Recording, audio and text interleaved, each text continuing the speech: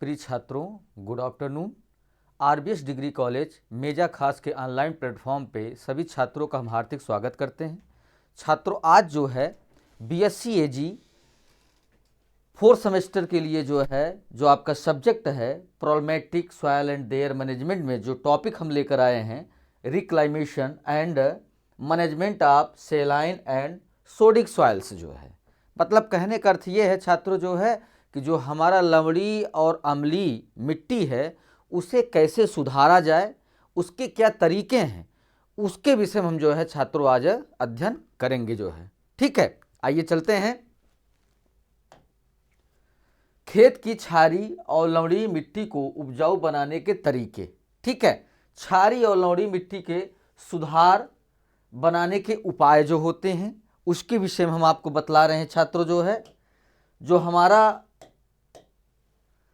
आपकी मिट्टी स्वास्थ्य में सुधार के लिए ऐसे 10 कदम उठा सकते हैं जो आपके खेत की मृदा को स्वस्थ बनाकर अच्छी फसल उत्पादन में सहायक हो। इसका अर्थ ये है कि अगर आप अपनी मिट्टी को अच्छी संरचना और अच्छा जो है उसके कणों का जो समावेश होता है पोषक तत्वों का और सूक्ष्म पोषक तत्वों का जो है, उसमें जो है हमें करीबन 10 तकनीकों को जो है अपनाएंगे जो है, तो उस तरीके से आप मिट्टी को अच्छा स्वस्थ और अच्छी उपज आप ले सकते हैं। जो आगे चलकर हम आपको बता रहे हैं वो 10 तरीके कौन से हैं वो हम बता रहे हैं आपको छात्रों। मिट्टी का परीक्षण कराएं, मतलब कहने का अर्थ ये है कि सॉइल टेस्टिंग कराना बहुत ही जरूरी होता है छात्रों, जिसका अर्थ ये है कि जब तक आप मृदा का परीक्षण नहीं कराएंगे तो आपको कैसे पता चलेगा जो है कि हमारी मिट्टी अम्लीय है कि क्षारीय है, कि उसमें जो है कार्बन की मात्रा कम है, कि फास्फेट की मात्रा कम है, कि पोटास की मात्रा कम है। उसको बिना आप सॉइल टेस्टिंग कराए जो है आप पता नहीं लगा सकते हैं। ठीक है, उसके विषय में हम आपको बताएं।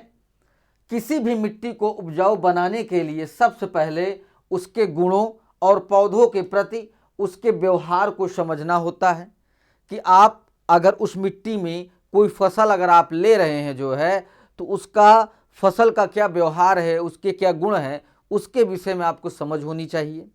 फिर उसके बाद इसके लिए आप अपने खेत का मिट्टी परीक्षण जरूर कराएं।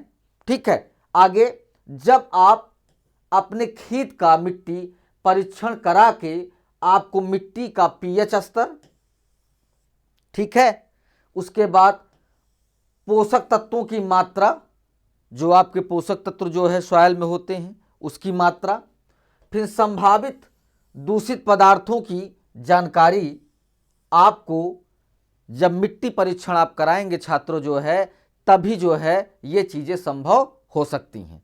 क्योंकि अगर आप मिट्टी का सही से अगर परीक्षण नहीं कराते हैं तो आपका जो पीएच है वो सही जो है आपका जो है एक माप नहीं देगा।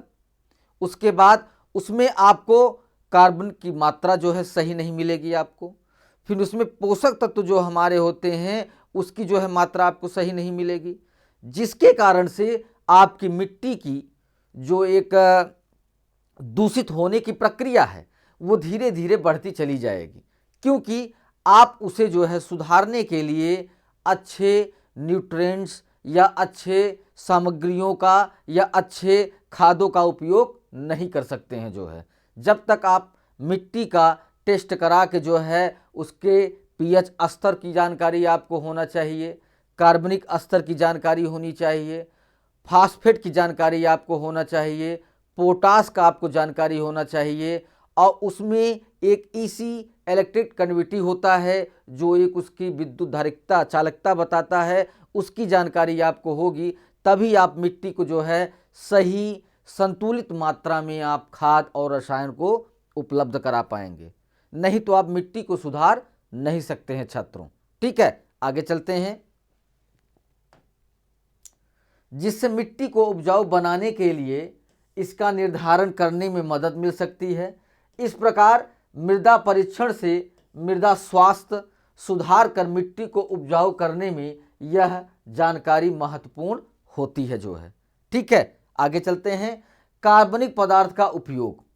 कार्बनिक पदार्थ स्वस्थ मिट्टी का एक अनिवार्य घटक है, जिसके द्वारा हम अपने मिट्टी की जो कार्बन की मात्रा है उसे हम कैसे जो है संतुलित बना के रखें, जो है उसकी आप बिना मिट्टी परीक्षण के आप उसे पता नहीं लगा सकते हैं। ठीक है, आगे चलते हैं। कंपोस्ट खाद, यह अन्य जैविक सामग्री मिलाने से मिट्टी की संरचना में सुधार हो सकता है, जल प्रतिधारण क्षमता में वृद्धि हो सकती है, पौधों को आवश्यक पोषक तत्व प्रदान कर सकते हैं।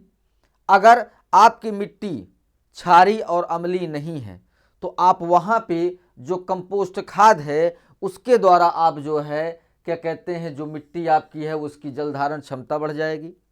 उसके बाद उसकी संरचना में अच्छा खासा सुधार हो जाएगा। जो हमारे मुख्य पोषक तत्व होते हैं वो हमारे पौधों को एक संतुलित मात्रा में प्राप्त होगा।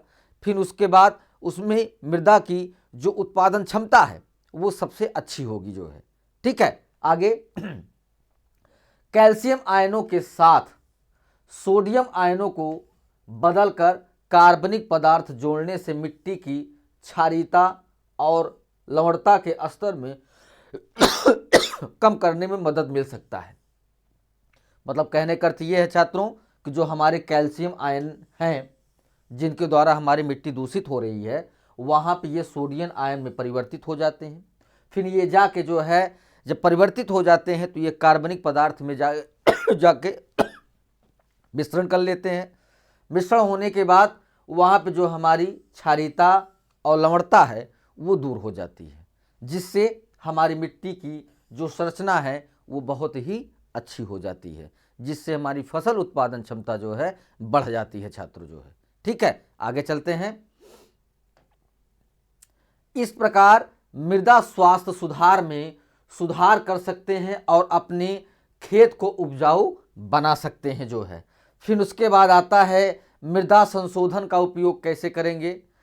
अपने खेत की मिट्टी के भौतिक गुणों को सुधार के लिए मिट्टी में मिलाए जाने वाले पदार्थ मृदा संशोधन कहलाते हैं, जो कि क्षारीय मिट्टी के लिए सल्फर, पीट मास और पाइन सुई जैसे संशोधित पीएच स्तर को कम करने में मदद कर सकते हैं।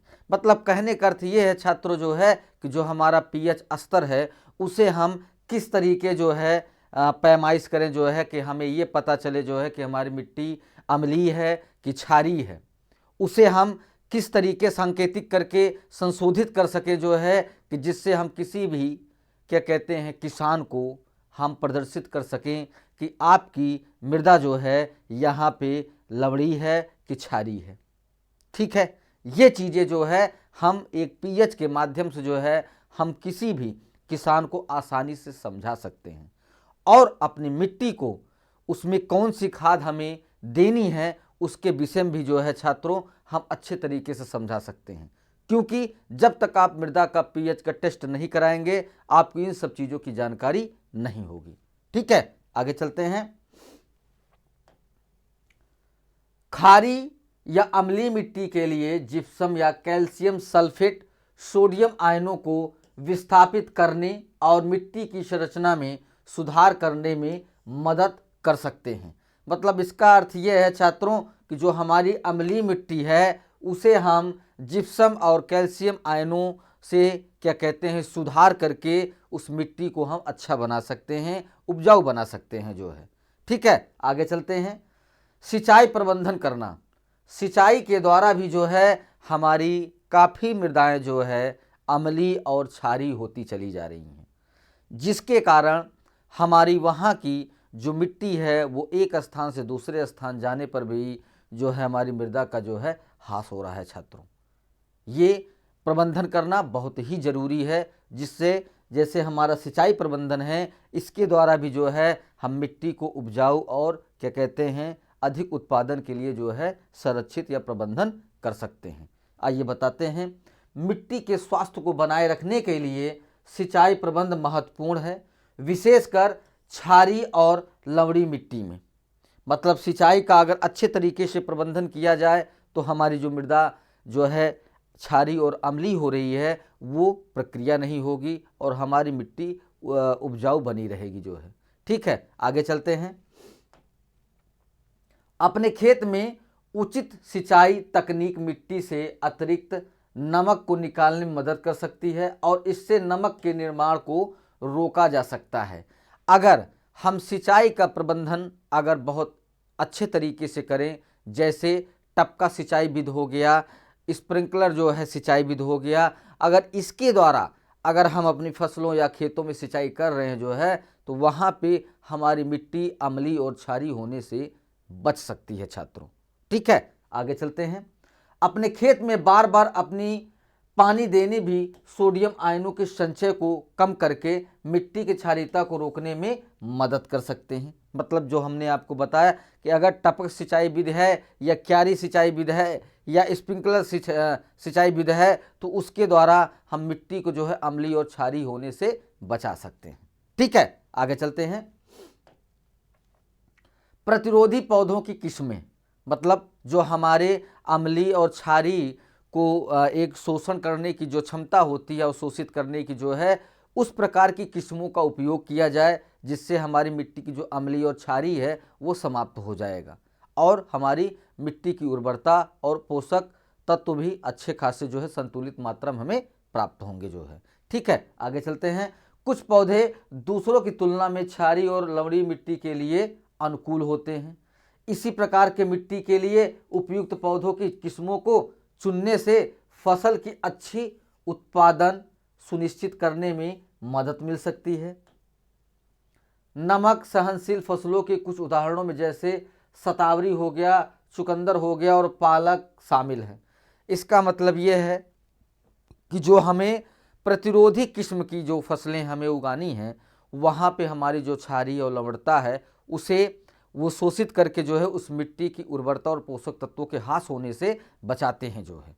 ठीक है, इसमें जो है जो आपकी मेन फसलें होती हैं, शतावरी की हो गया, चुकंदर हो गया, पालक हो गया, और भी चीज़ें हैं जैसे महुए का प्लांट हो गया, बबूर का प्लांट हो गया, अमरूद हो गया और नींबू के प्लांट हो गए। ये जो है क्षारीय और अम्लीय मिट्टी को सुधारने में बहुत ही अच्छा सहयोग करते हैं छात्रों।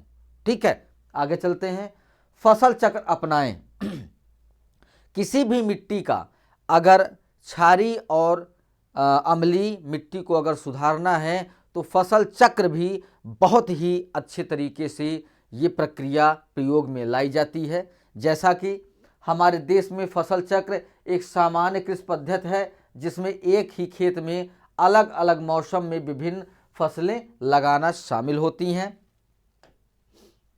यह तकनीक मृदा जनित कीटों और रोगों के चक्र को तोड़ने में मदद कर सकती है, पोषक तत्वों की कमी को रोक सकती है और मृदा स्वास्थ्य में सुधार कर सकती है। इसका अर्थ ये है छात्रों जो है कि अगर हम फसल चक्र अपनाते हैं तो जो हमारी फसल में कीड़े मकोड़े पतंगे जो लगते हैं उनके चक्र को हम तोड़ सकते हैं और अपनी मृदा को स्वस्थ बना सकते हैं जो है, जो कि ये फसल चक्र के द्वारा ही संभव है। ठीक है, आगे चलते हैं। जुताई कम करें। जुताई कम करने से मिट्टी की संरचना को बचाने और कटाव को रोकने में मदद मिल सकती है। मतलब कहने का अर्थ ये है कि जुताई गहरी न करके हल्की जुताई करके जो है आप मिट्टी के जो है संरचना और उसके पोषक तत्वों को अच्छे तरीके से आप बचा सकते हैं। ठीक है, आगे चलते हैं।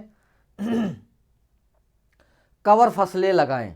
कवर फसलों का मतलब ये है कि जो हमारी मिट्टी जो ऊपर की परत है उसे वहाँ पे घासों से अगर ढक दिया जाएगा तो जो हमारी मिट्टी अम्लीय और लवणीय के संपर्क में आते हैं वो जो है संपर्क में नहीं आएंगे, जिसके कारण जो है हमारी मिट्टी का स्वास्थ्य अच्छा रहेगा। ठीक है, इसमें खेत को ढकने वाली फसलें जैविक पदार्थों को जोड़कर क्षरण को रोकने, मिट्टी की उर्वरता में सुधार करने में मदद कर सकती हैं। फिर उसके बाद फसल अवशेषों का प्रयोग करके खेत में फसल अवशेषों को मिट्टी की सतह पर छोड़ने से मिट्टी की संरचना में सुधार और कटाव को रोकने में मदद मिलती है।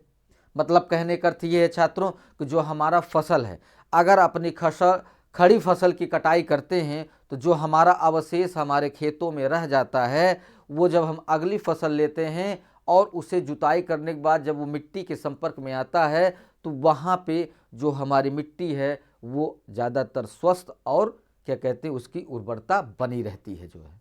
ठीक है, आगे चलते हैं। बाद में खेत की जुताई करने पर फसल सड़कर मिट्टी की संरचना में सुधार का सहायक होती है।